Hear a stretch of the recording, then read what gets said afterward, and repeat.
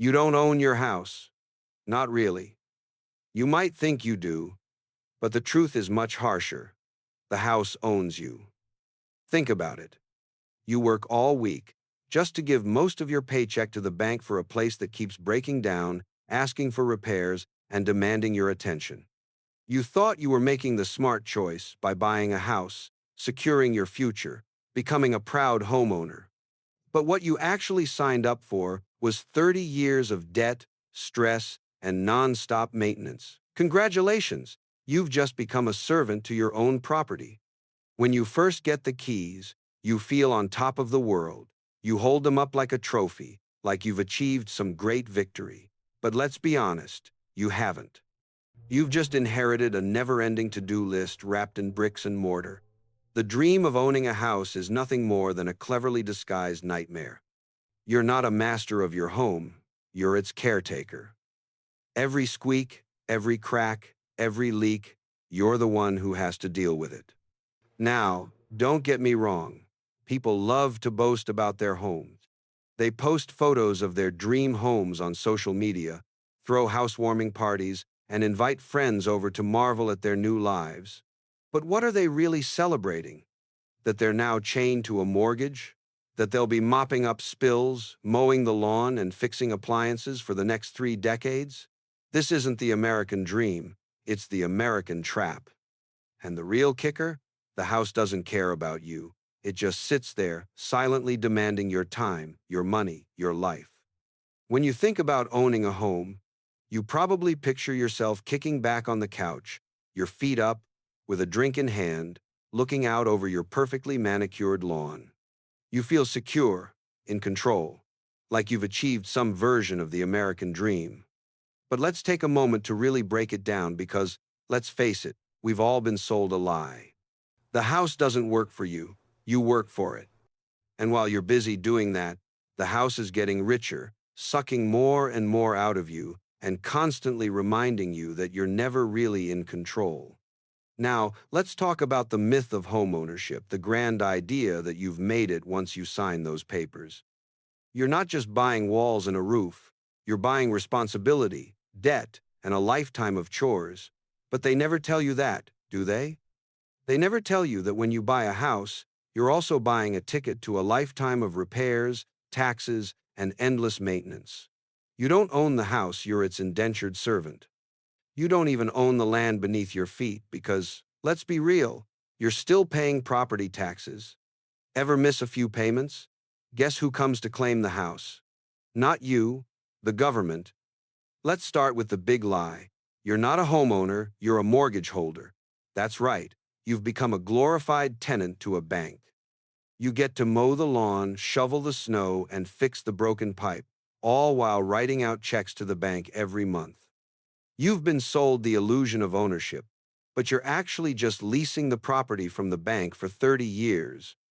You pay rent, but instead of some faceless landlord who fixes the sink when it's broken, you're the one doing the repairs. You thought you bought a house, but really, you bought a never-ending to-do list with a mortgage attached to it. Here's a fun little exercise. Think back to the day you signed the papers. You probably felt pretty proud, didn't you? You were holding the keys, thinking, I did it. I own my own place. But let's pause for a second. Let's look at this logically. You didn't own it, not yet, anyway. You signed your name to a 30-year loan with an interest rate that would make a loan shark blush. You've just agreed to give the bank a huge chunk of your income for the next few decades, and in return, they've handed you a set of keys to a property that will constantly demand your attention and money. Don't believe me? Let's take a closer look at this ownership situation. When your toilet breaks, do you call up the bank and say, hey, I need a new toilet? Of course not. You fix it. And when your roof starts leaking, who do you call? You. You're the one who deals with it. Every time a pipe bursts or the lawnmower breaks, who's on the hook for that? You. The house doesn't come with a free repair service. No, you're paying for the privilege of maintaining it. But somehow, we've been sold this idea that all of this is part of the dream. Let's talk about the lawn. Ah, yes, the beautiful green patch of grass that we've all been led to believe is the symbol of success. You buy a house, and suddenly, you're not just a homeowner, you're a full-time landscaper. You've got to mow, fertilize, water, and trim, all while trying to keep those pesky weeds at bay. And don't even get me started on the lawn mower. Have you ever noticed that no matter how much you maintain it, there's always something more to do? The moment you finish one task, the house presents you with another one. You didn't just buy a house, you bought an obligation to a patch of grass. The grass doesn't just grow, it demands to be cared for. If you don't mow it, you'll be the one getting complaints from the HOA. And the moment you stop trimming the edges just a little too long, your neighbors will be sending you passive-aggressive glances. But wait, didn't you buy the house? Or is the house just the boss? And you're the one on call, running around making sure it looks presentable for the neighborhood? And what about the repairs? Oh, that's a fun one. You're probably under the illusion that a house is a solid, permanent thing. You walk in and think, this is it, this is mine, I'm safe here. But in reality, the house is constantly asking for something. It's a needy, temperamental thing. The water heater? Oh, it'll break at the worst possible time, right when you've just come back from vacation or right when you've lost your job. The roof leaks, the furnace dies, and the dishwasher just decides one day that it doesn't feel like working anymore. So, what do? You drop everything, pay for a plumber, a contractor, a repairman. Basically, you're a handyman now, even though you never signed up for this job. But that's the beauty of it, right? You're supposed to be the master of the house, but it's actually the house that has all the power. You're just its caretaker, always responding to its demands. It's like living with a needy pet that never gets satisfied, no matter how much you give it. It never thanks you, but it sure expects everything from you. But wait, there's more. Not only does the house demand your attention, but it also makes you think you're doing something important when you're fixing it. People love to brag about their home improvements. Oh, we just redid the kitchen. It cost us $20,000, but look at this granite countertop. Really? You just spent a fortune on a slab of rock? Congratulations. You paid someone else to cut and polish a piece of stone and stuck it in your kitchen? That's your big accomplishment? And then there's the entire culture surrounding this. You see people flaunting their homes like trophies. They post photos on social media. Look at my dream home. Really? Your dream home? Or is it your personal prison that takes all your time and energy? You bought a house, but it's the house that has you. People act like they're winning, but in reality, they've just become servants to an ideal that's been marketed to them. You've been told it's about comfort and freedom, but the reality is that homeownership is one of the biggest scams out there, and we've all bought into it. Now let's get to the taxes, because here's where it gets really fun. Even if you somehow manage to pay off the mortgage and own the house outright, guess what? You're still not free. You still have to pay property taxes every year. Ever stop paying those? Don't worry, the government will swoop in and take it from you. The reality is, you never really own the house. You're simply leasing it from the state, and they'll come and take it whenever they feel like it if you don't pay up. But hey, no big deal, right? After all, you're in charge, right? And let's not forget about the clutter. Oh, you thought you bought space, right? More square footage means more room to breathe, more space to stretch out. But instead, you end up filling every room with stuff. Your house, which you thought would offer freedom, ends up suffocating you with possessions. You start filling rooms that should be empty with furniture you don't even need. It's like the house demands to be filled stuffed until there's no space left for you. Each room becomes a storage unit for things you'll never use. And the worst part? The more space you have, the more stuff you acquire. It's like the house creates its own gravitational pull, forcing you to buy more and more to fill it. Suddenly, every empty corner becomes a problem that needs to be fixed. You've got a guest room that doesn't see guests but has a bed, a dresser, and piles of unused crap in it. You've got an office that has no real work being done in it but looks like a magazine spread. The house demands, and you obey. You've been tricked into thinking that you bought freedom when you bought the house. But what you actually bought was a cage, one that's filled with furniture, appliances, and constant obligations. You might have thought you were securing your future, but you were actually chaining yourself to a system that demands more and more of your time, your money, and your energy. And when it's all said and done, what have you really gained? A pile of possessions, a mountain of debt, and a lifetime of stress. You're not living in your house, you're working for it. It owns you, and you don't even realize it. Let's break down the mechanics of this whole homeownership dream, shall we? What we're really dealing with here is a system of manipulation so subtle, yet so deeply ingrained in our society, that most people don't even see it. It's like a carefully orchestrated trap, a cycle of dependency designed to keep you working for the house, and in the end, you're paying the price for an illusion. When you buy a house, what are you actually buying? On the surface, it looks like freedom, freedom from landlords, freedom from rent, freedom to live life on your own terms. But underneath that shiny exterior is something far more sinister, a lifetime of obligations.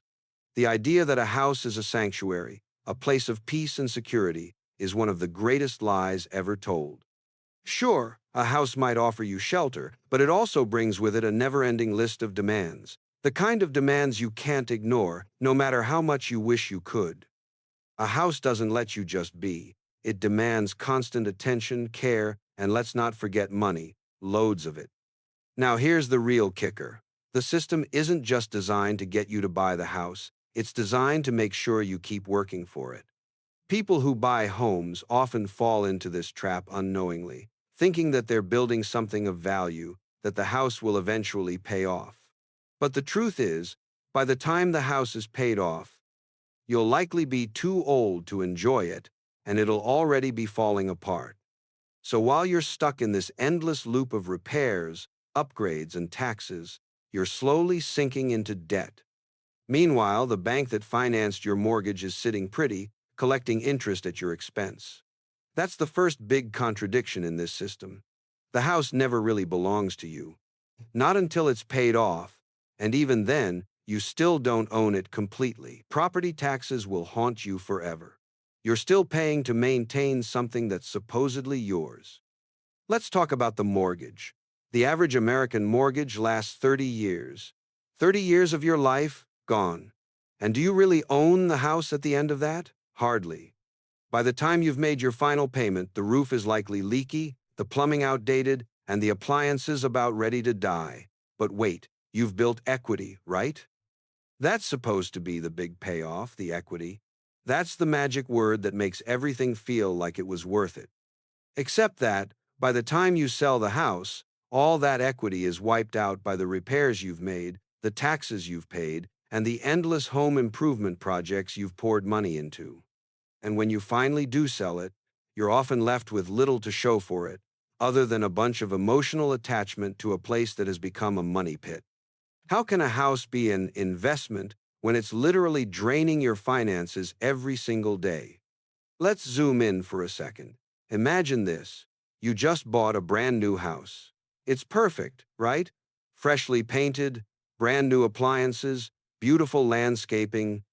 You feel like you've hit the jackpot. You're convinced that everything will be smooth sailing from here on out. But then, just a few months later, the first little problem creeps in. Maybe it's a leak in the roof or a crack in the foundation. It's a small thing at first, nothing to worry about. But then the problems start multiplying. You can't fix them all at once, so you choose the most pressing issue, and, of course, it costs a lot of money to fix. That's the second contradiction in this system. You never stop fixing it. The house was never built to be a stable, low-maintenance investment. It was built to require endless maintenance so that the companies that build homes, the contractors, and the banks can keep making money off of you. But here's the real eye-opener. It's not just the big things that break, it's the little things too. Your refrigerator, your stove, your furnace, they all break, one by one, each with their own set of demands and costs. And each time one of these appliances fails, you're not only on the hook for the repair or replacement, but you're also left with the stress and frustration of dealing with a broken home. You thought you were in control. You thought you were the master, but the house is calling the shots. It's like a silent, ever-demanding force that constantly nags at you. Fix me, clean me, upgrade me. There's no escape. The house doesn't get tired. It doesn't take a break. It's like a pet that never stops needing attention. And what do you get in return for all this time and energy spent on repairs? Well, you get to say you own it. You get the pride of having a house with your name on it. You get to tell your friends and family, look at my house, look at my lawn, look at my beautiful new kitchen. But what have you really bought? A house that drains your time, energy, and money. A house that gives you more headaches than satisfaction. A house that, while it may appear solid and permanent, is actually a crumbling, needy entity that constantly asks you for more. So, are you really the owner, or are you just a servant to the house? Let's take a deeper look at the taxes for a second. Property taxes are a sneaky little thing, aren't they? Even if you've paid off the mortgage, even if you own the house outright, you're still paying for the privilege of living there. The government doesn't care if you're on a fixed income, struggling to pay bills, or barely scraping by. If you don't pay those property taxes, you'll lose the house. You see, even though the house is yours, you don't actually own it. The state owns it, and they'll take it from you whenever they want for not paying taxes. So, you're trapped in this cycle of payments that never ends. You thought you bought freedom, but in reality, you bought another form of bondage. Now, think about how this entire system is rigged to keep you locked in. You work hard, you save up, you buy a house, and you think you've made it. But instead of living a life of peace and security, you find yourself working for the house, not in the house. You've become its servant. And the worst part? You don't even see it happening. Every time you mow the lawn, every time you fix a leak, every time you pay for a new appliance, the house is silently laughing at you. You're trapped in a system designed to keep you working, working to maintain the house, working to pay the bills, working to keep up with repairs, working to make it look nice for the neighbors. And all the while, the house doesn't care. It doesn't care about your time, your money, or your stress. It doesn't even care if you're tired. It just demands more. More repairs, more money, more of your time. But the contradictions don't end there. You're told that homeownership is the American dream, that it's the ultimate goal, the thing to strive for. But why? Why is it that the dream of homeownership has become synonymous with debt, stress, and constant upkeep? How did we get here? We're sold the idea that the house will appreciate in value, that it's a long-term investment. But let's be honest, it's not an investment, it's a drain. By the time you're done paying off the house, it's not going to be worth nearly as much as it was when you bought it. You've spent years paying for it, fixing it, upgrading it, only to find that when it's finally paid off, it's old, outdated, and barely standing. So what's the real investment here? The house isn't an investment. It's a money pit, a trap, a system designed to keep you paying forever. Let's go back to the American dream for a second. Why do we call it a dream? Why has owning a house become the pinnacle of success? What's so great about working for 30 years, scrubbing the floors, fixing the roof, mowing the lawn, and spending weekends dealing with never-ending repairs? The whole idea is absurd. Yet, we've been taught to chase it as if it's the ultimate goal. The dream is marketed to us through TV shows, movies, ads, and real estate agents. They tell us that homeownership will bring us happiness, stability, and freedom. But what they don't tell you is that homeownership comes with chains, with a constant tug on your finances, your time, and your energy. Instead of freedom, it gives you a never-ending list of tasks to complete, bills to pay, and worries to carry. The contradiction is this. We're told that owning a home is about security, but the reality is that it's about constant work. You never get to just live in your house. You work for it, maintain it, and sacrifice your time and money for it. You're never free. You're just tied to a piece of property that demands everything from you in exchange for very little. And the worst part? Most people don't even realize they're trapped until it's too late. They get so caught up in the dream, in the idea of owning something, that they don't see the reality until it's already consumed their lives. When you step back and look at it from a distance, you begin to see the truth that's been hiding in plain sight. The house, the dream, the supposed American dream of ownership, it's all an illusion. We've been conditioned to believe that owning a home is the ultimate goal, the measure of success, the achievement that will bring us stability, security, and fulfillment. We're told that a house is the foundation of our life, a space where we'll find peace and happiness. But what if that's not the case? What if, instead of the freedom we've been promised, the house we've worked so hard to obtain is actually keeping us chained to a never-ending cycle of labor, debt, and disillusionment? The truth is, the more you look at it, the more it becomes painfully clear that owning a house doesn't liberate you, it traps you. The house demands your time, your energy, your money, and your sanity. It's not a home. It's a demanding taskmaster, a constant source of maintenance, stress, and anxiety. You thought you were buying a piece of the world for yourself, but what you really bought was a lifelong job.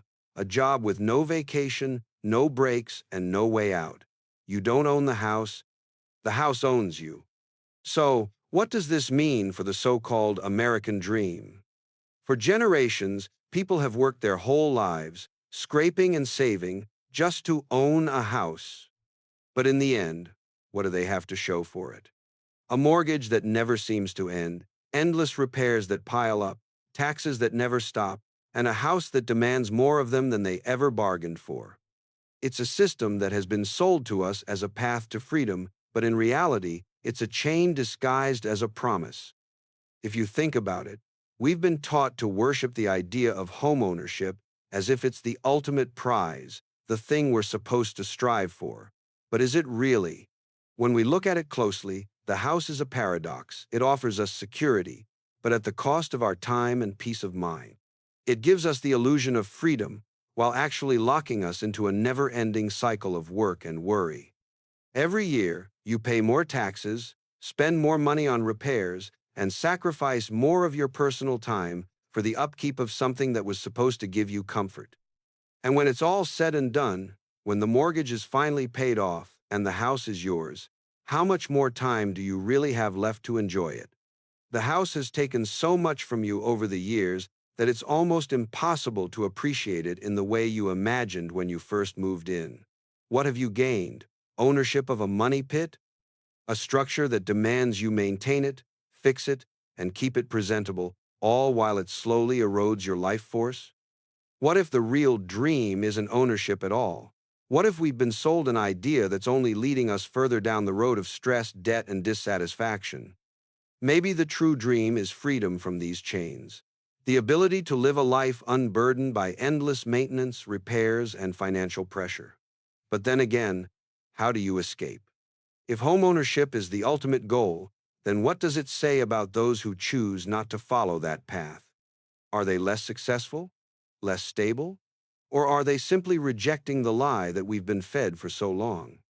This isn't just about houses, it's about the way we've come to view success, security, and fulfillment. We've been taught to measure our worth by the size of our house, the car in our driveway, the things we own. But when you strip away all the material trappings, what are we left with? Are we truly happy? Are we more fulfilled because we own a house? Or have we simply bought into a system that asks more of us than it ever gives in return?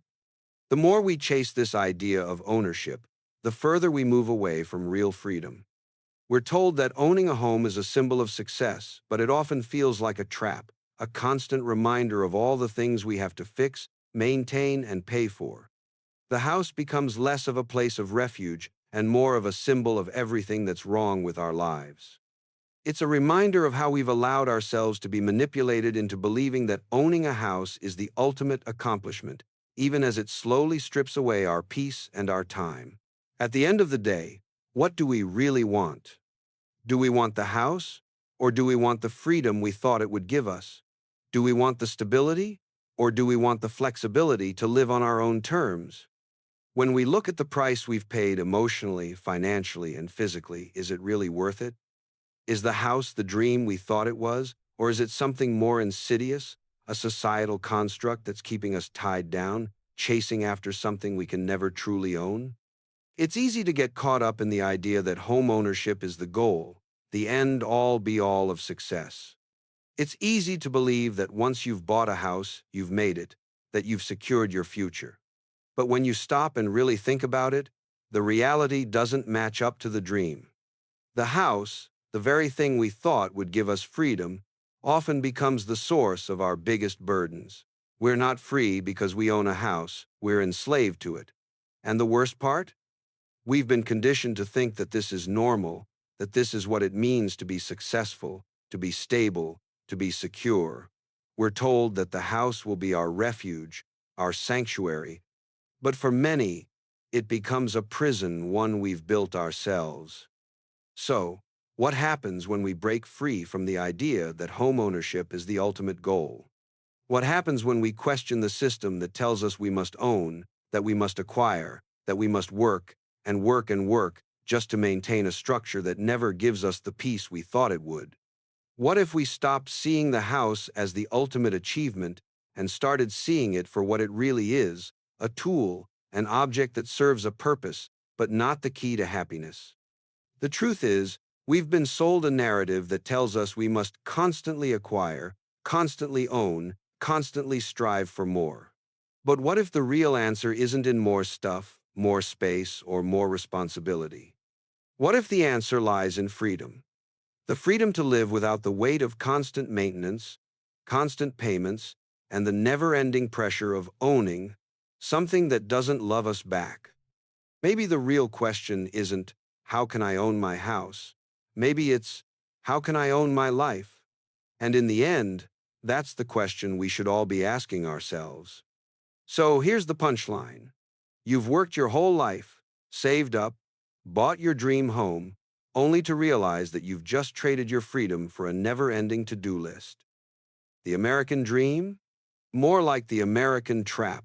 You thought you were buying a house, but what you really bought was an uninvited, demanding roommate that doesn't even pay rent. The house doesn't love you back. It just sits there, sucking the life out of you, while you scramble to maintain the illusion that you're in control. But don't worry, you can still throw your next housewarming party. Invite all your friends over to celebrate how you voluntarily enslaved yourself to the endless cycle of repairs, taxes, and debt. Don't forget to post those pictures on social media, showing everyone how successful you are, how you've made it. Maybe add a cute caption like, "Living the dream." Because let's face it, it's all about the appearance of success, right? And when you're in the middle of your weekend lawn mowing marathon or cleaning gutters in the pouring rain, just remember, you're not a homeowner. You're a house's employee. You're on call 24/7, at the mercy of a structure that doesn't care if you're tired or broke. It's not about enjoying life. It's about surviving the upkeep. The house wins every time. So next time you hear someone boast about their new dream home, maybe ask them how long it took to fix the roof or if they've replaced the furnace yet. Or maybe just ask them when they plan to retire, because clearly they'll be working until the day they die, paying off that mortgage, dealing with repairs, and making sure the lawn is perfect. But hey, don't worry. As long as you're posting about it online, you're winning, right? You wanted freedom, but you got a mortgage. Congratulations.